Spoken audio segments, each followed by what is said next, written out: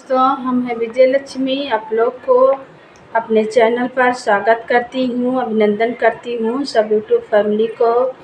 जय श्री राम, जय माता की।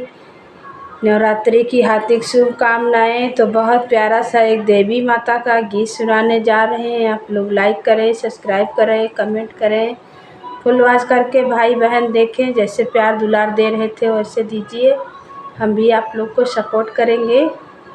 जय श्री राम। बहुत प्यारा गीत है। जब जब चैत कुंवार आवेला जी, जब जब चैत कुंवार आवेला, हमरे दुर्गा माई के डोली हमरे द्वार आवेला, हमरे दुर्गा माई के डोली हमरे द्वार आवेला।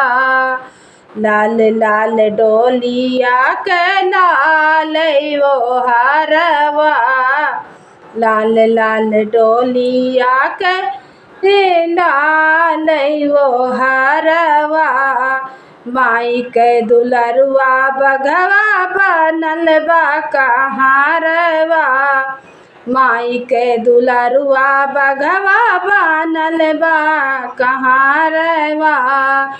लाल लाल झंडा फहरात आवेला जी, लाल लाल झंडा फहरात आवेला, हमरे दुर्गा माई के डोली हमरे द्वार आवेला, हमरे दुर्गा माई के डोली हमरे द्वार आवेला।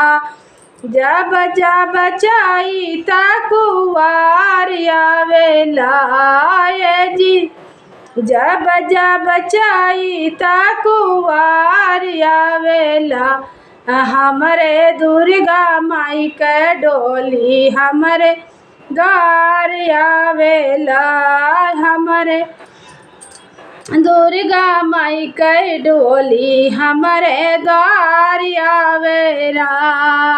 वीर बजरंगी जी करेला गवाइया, ऋषि मुनि देव संग आवे ब्रह्मा दानी, ऋषि मुनि संग आवे ब्रह्मा दानी।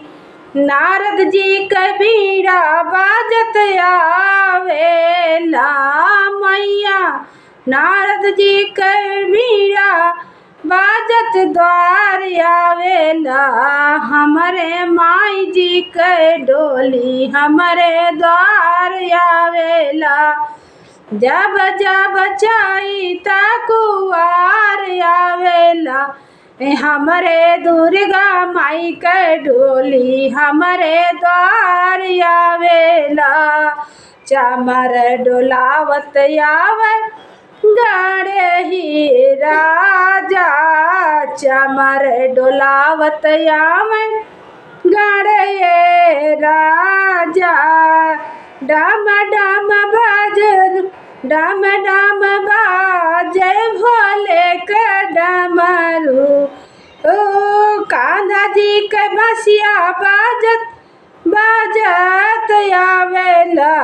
जब जब हमरे माई जी के डोला हमरे द्वार आवेला, जब जब चैत कुंवार आवेला, हमरे दुर्गा मैया के डोला हमरे द्वार आवेला।